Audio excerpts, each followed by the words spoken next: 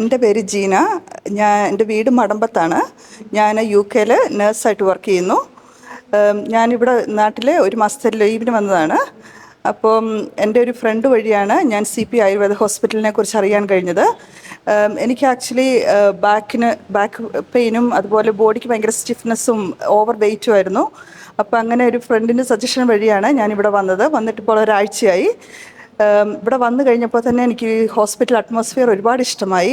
വളരെ പീസ്ഫുള്ളായിട്ടൊരു അറ്റ്മോസ്ഫിയറും അതുപോലെ ഇവിടുത്തെ സ്റ്റാഫിനെ കുറിച്ച് പറയുവാണെങ്കിൽ ഒത്തിരി ഫ്രണ്ട്ലി സ്റ്റാഫ്, ഡോക്ടേഴ്സൊക്കെ ആണെങ്കിലും നമ്മുടെ ഏത് കാര്യത്തിലും ഒത്തിരി നമുക്ക് അപ്രോച്ചബിളാണ് ഡോക്ടേഴ്സെല്ലാം. അതുപോലെ മറ്റൊരു കാര്യം, എൻ്റെ മദറിൻലോയ്ക്ക് ആക്ച്വലി കഴിഞ്ഞ വർഷം കാല് കുത്തി ഒട്ടും നടക്കാൻ വയ്യാത്തൊരവസ്ഥയിലായിരുന്നു. അപ്പോൾ ഡോക്ടറെ കാണിച്ചു കഴിഞ്ഞപ്പോൾ അത് ഡിസ്കിൻ്റെ പ്രോബ്ലം ആണെന്ന് പറഞ്ഞ് ഡോക്ടേഴ്സ് ആക്ച്വലി സർജറിക്ക് റെക്കമെൻഡ് ചെയ്തിട്ടുണ്ടായിരുന്നു.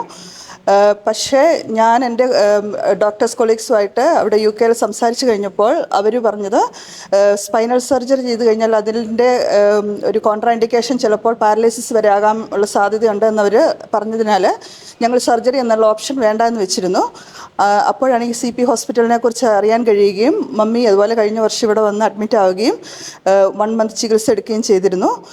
അതോടുകൂടി മമ്മിയുടെ ആ കാലിൻ്റെ ആ വേദനയും മരപ്പും എല്ലാ പ്രശ്നങ്ങളും മാറി മമ്മി ബാക്ക് ടു നോർമൽ ഒരു ലൈഫിലേക്ക് തിരിച്ചു വരാൻ മമ്മിക്ക് സാധിച്ചു. അതുപോലെ തന്നെ ഈ വർഷവും മമ്മി പിന്നെയും വന്ന് അടുത്ത ഒരു 1 മന്ത് ചികിത്സ എടുത്ത് മമ്മി ഒത്തിരി ഹാപ്പിയാണ് ഇവിടുത്തെ ചികിത്സയും കൊണ്ട്.